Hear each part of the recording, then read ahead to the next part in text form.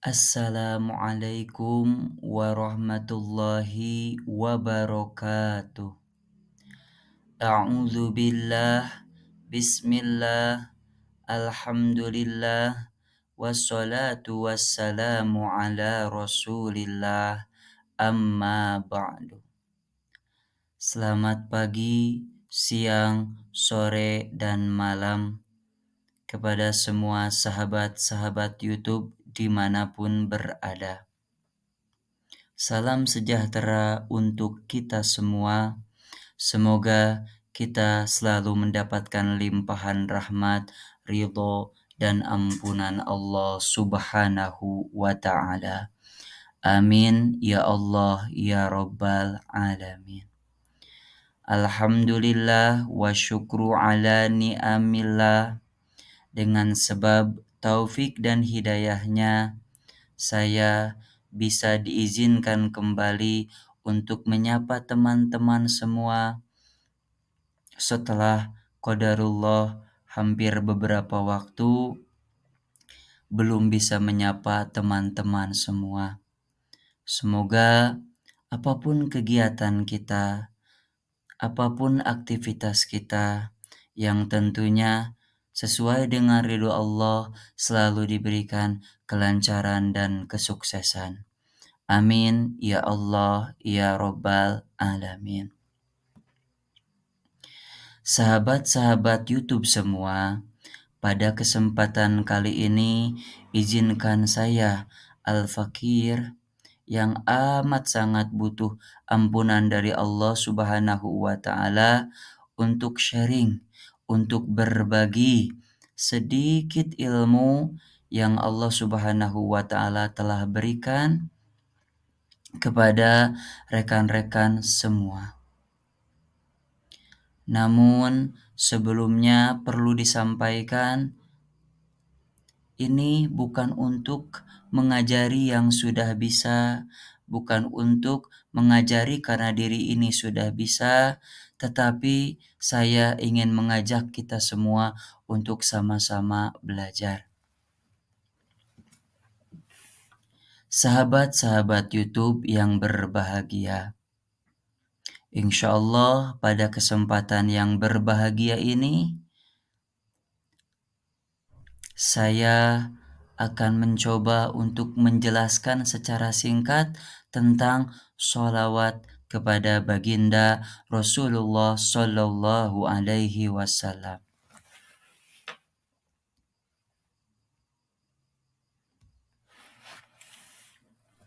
Yang pertama, apa makna sholawat? Secara bahasa, sholawat merupakan bentuk jamak dari sholla yang berarti doa. Sedang menurut istilah, sholawat adalah bentuk doa dan pujian untuk baginda Nabi Muhammad Sallallahu Alaihi Wasallam, juga sebagai ibadah kepada Allah Subhanahu wa Ta'ala. Selanjutnya, apa hukum membaca sholawat? Sahabat-sahabat YouTube semua, berdasarkan keterangan yang diambil dari Al-Quran Surah Al-Ahzab ayat 56, para ulama telah sepakat bahwa hukum membaca sholawat kepada baginda Nabi besar Muhammad Sallallahu Alaihi Wasallam adalah wajib bagi setiap mukmin. Pun demikian dengan hukum bersalam kepadanya. Terdapat beberapa ikhtilaf kapan kewajiban bersolawat itu harus dilakukan. Di antaranya seperti yang dikemukakan oleh Imam Syafi'i, mewajibkan membaca solawat di antaranya ketika melaksanakan sholat fardu yang 5 waktu.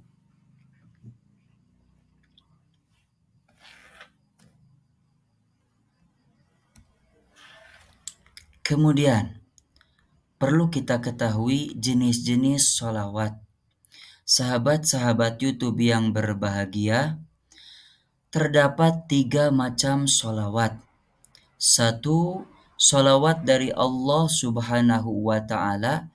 Ini berarti pemberian rahmat dan kemuliaan. Kedua, solawat dari malaikat yang berarti memohonkan ampunan. Dan yang ketiga, solawat dari manusia yang berarti doa agar selalu dilimpahi rahmat dan kebaikan.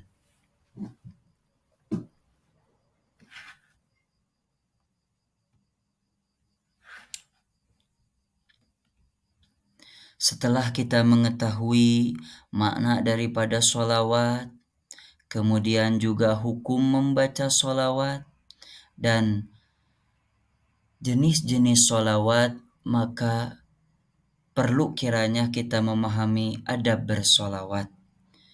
Lantas bagaimana adab bersolawat kepada baginda Rasul?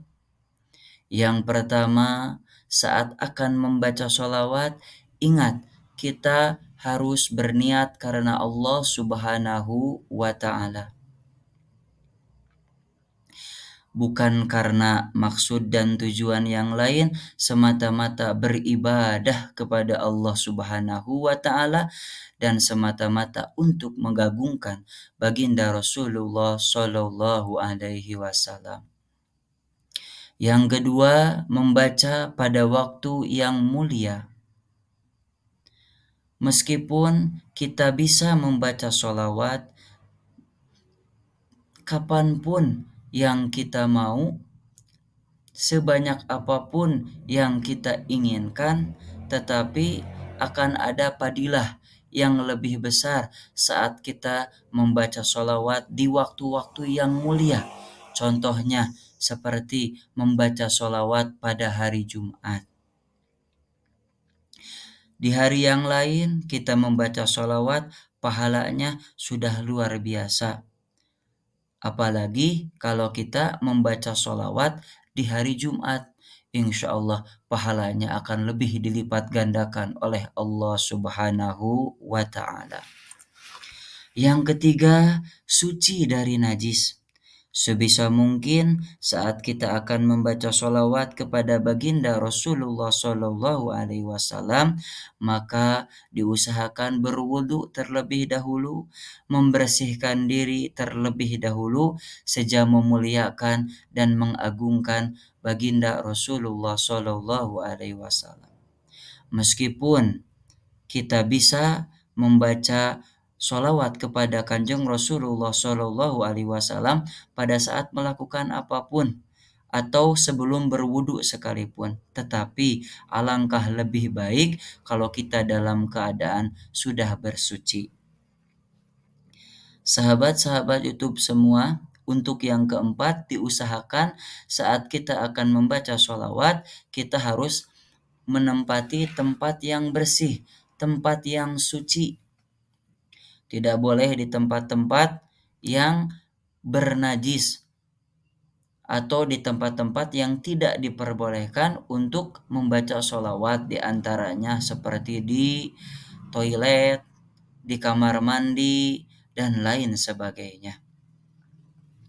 Boleh kita baca sholawat di masjid, di rumah, di musola, di kantor, di toko, di sekolah, atau dimanapun selama tempat itu suci.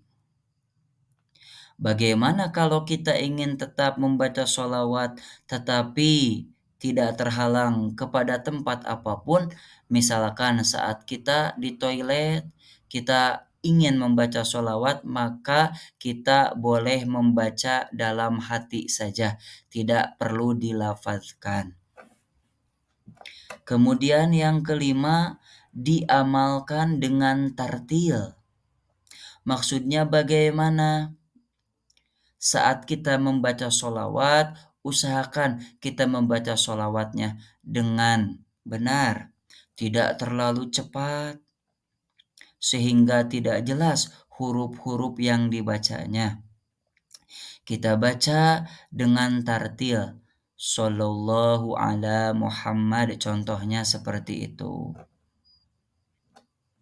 Kemudian adab yang terakhir, bersolawatlah dengan penuh hormat. Sahabat-sahabat YouTube yang berbahagia, setelah kita mengetahui adab bersolawat untuk menambah semangat kita agar semakin rajin, semakin istiqomah, semakin cinta bersolawat kepada Kanjeng Rasulullah Shallallahu Alaihi Wasallam, maka kita harus mengetahui keutamaan-keutamaan solawat. Sahabat-sahabat YouTube yang berbahagia, ada banyak sekali keutamaan yang akan diberikan kepada seseorang yang rajin membaca sholawat. Namun insya Allah pada kesempatan kali ini hanya beberapa saja yang akan Al-Fakir sampaikan. Keutamaan sholawat yang pertama, orang yang rajin membaca sholawat, orang yang cinta bersolawat, maka insya Allah doa-doanya akan dikabulkan oleh Allah Subhanahu wa Ta'ala, sebagaimana yang disabdakan oleh Kanjeng Rasulullah Shallallahu Alaihi Wasallam. Rasulullah Shallallahu Alaihi Wasallam beliau bersabda, segala macam doa itu terhijab, terhalang atau tertutup, sehingga permukaannya berupa pujian kepada Allah Azza wa Jalla dan bersolawat kepada Nabi Shallallahu Alaihi Wasallam, kemudian berdoa, maka doanya itu diijabah. Hadis riwayat Imam Nasai. Jadi sahabat-sahabat YouTube semua, kalau kita ingin dikabulkan doa oleh Allah Subhanahu wa Ta'ala, maka saat kita berdoa jangan langsung meminta apa yang kita inginkan, tetapi hendaknya diawali dengan memuji kepada Allah Subhanahu wa Ta'ala, dilanjutkan dengan bersolawat kepada Nabi Muhammad Sallallahu Alaihi Wasallam. Insya Allah kalau kita melakukannya, pasti doa tersebut akan diijabah oleh Allah Subhanahu wa Ta'ala. Kemudian keutamaan sholawat yang kedua, dimudahkan oleh Allah Subhanahu wa Ta'ala dalam segala urusan. Rasulullah Shallallahu Alaihi Wasallam bersabda, barang siapa yang merasa sulit atau sukar menempuh sesuatu, maka sesungguhnya sholawat itu akan membuka kesulitan dan menghilangkan kesusahan. Jadi sahabat-sahabat YouTube semua, barang siapa yang kesulitannya ingin dimudahkan oleh Allah Subhanahu wa Ta'ala, barang siapa yang urusannya ingin dilancarkan, disuksesan oleh Allah Subhanahu wa Ta'ala, maka cara yang bisa kita lakukan adalah memperbanyak membaca sholawat kepada baginda Rasulullah Shallallahu Alaihi Wasallam. Entah itu 11, entah itu 41, entah itu 100, entah itu 1000, sebanyak-banyaknya, semampu kita, istiqomah, dawam, insya Allah. Maka semua urusan-urusan kita akan dimudahkan oleh Allah Subhanahu wa Ta'ala. Yang punya kesulitan dalam belajar, insya Allah akan dimudahkan. Yang punya kesulitan dalam bab rezeki, insya Allah akan dilancarkan. Yang punya kesulitan dalam bab apapun, insya Allah Allah akan mudahkan. Amin ya Allah ya Rabbal Alamin. Kemudian keutamaan yang ketiga, insya Allah orang yang rajin membaca sholawat akan mendapatkan ampunan dari Allah Subhanahu wa Ta'ala. Sebagaimana yang disabdakan oleh baginda Rasulullah Shallallahu Alaihi Wasallam, beliau bersabda, bacalah kamu sekalian sholawat kepadaku, maka sesungguhnya bacaan sholawat kepadaku itu menjadi penebus dosa dan pembersih bagi kamu sekalian. Dan barang siapa membaca sholawat kepadaku 1 kali, Allah Subhanahu wa Ta'ala membalas kepadanya 10 kali. Masya Allah. Jadi sahabat-sahabat YouTube semua, semoga dengan keutamaan-keutamaan yang disabdakan, yang dijelaskan, yang disampaikan oleh baginda Rasulullah Shallallahu Alaihi Wasallam terkait keutamaan bersolawat ini, semoga bisa menjadi jalan kita mendapatkan taufik hidayah Allah Subhanahu wa Ta'ala untuk semakin cinta, semakin istiqomah bersolawat kepada baginda Rasulullah Shallallahu Alaihi Wasallam. Dan dengan wasilah semakin banyak bersolawat kepada baginda Rasul, rasa cinta kita kepada Rasulullah akan semakin tertanam kuat di hati kita masing-masing. Amin ya Allah ya Rabbal Alamin. Sahabat-sahabat YouTube semua, di samping keutamaan-keutamaan daripada rajin bersolawat kepada Rasulullah, kita juga harus mengetahui apa akibat buruk yang akan Allah timpakan kepada orang-orang yang enggan bersolawat, orang-orang yang benci bersolawat kepada baginda Rasulullah Shallallahu Alaihi Wasallam. Yang pertama, orang yang enggan bersolawat akan dijauhkan dari rahmat Allah Subhanahu wa Ta'ala. Sahabat-sahabat YouTube yang berbahagia, naudzubillah, jika seseorang jauh dari rahmat Allah, maka apa yang bisa diharapkan? Tentunya di dunia akan jauh dari kata bahagia, apalagi di akhirat. Naudzubillahi min dzalik. Yang kedua, orang yang enggan bersolawat, maka akan Allah timpakan, akan Allah cap menjadi orang yang celaka, alias terhalang dari kebaikan dan jatuh ke dalam keburukan, sebagaimana yang dijelaskan oleh baginda Rasulullah Shallallahu Alaihi Wasallam. Karena tidak mungkin kita mendapatkan keberuntungan di dunia dan di akhirat kalau kita tidak mencintai Kanjeng Rasulullah Shallallahu Alaihi Wasallam. Dan salah satu cara yang Rasul ajarkan sebagai bukti cinta kita kepada beliau adalah diantaranya cinta bersolawat kepada beliau. Jadi sahabat-sahabat YouTube semua, hati-hati jangan sampai kita enggan bersolawat, apalagi sampai benci kepada solawat. Na'udzubillah, summa na'udzubillah. Kemudian akibat yang ketiga, maka orang yang enggan bersolawat itu sama saja dengan telah salah jalan ke surga. Kita semua tentu ingin masuk surga, maka kita harus meniti jalan yang benar menuju surga sesuai dengan apa yang sudah diajarkan oleh baginda Rasulullah Shallallahu Alaihi Wasallam. Dan di antara caranya adalah bersolawat kepada Kanjeng Rasulullah Shallallahu Alaihi Wasallam. Orang yang enggan bersolawat, masya Allah, tentunya bagaimana bisa masuk ke surga? Tentunya akan lebih dekat kepada neraka. Na'udzubillah, summa na'udzubillah.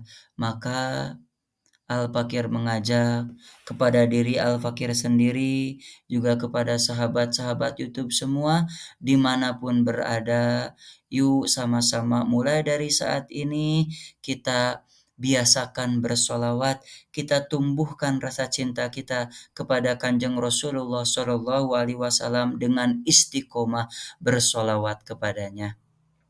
Sahabat-sahabat YouTube semua, sebetulnya banyak sekali akibat buruk yang akan ditimpakan kepada orang yang enggan bersolawat.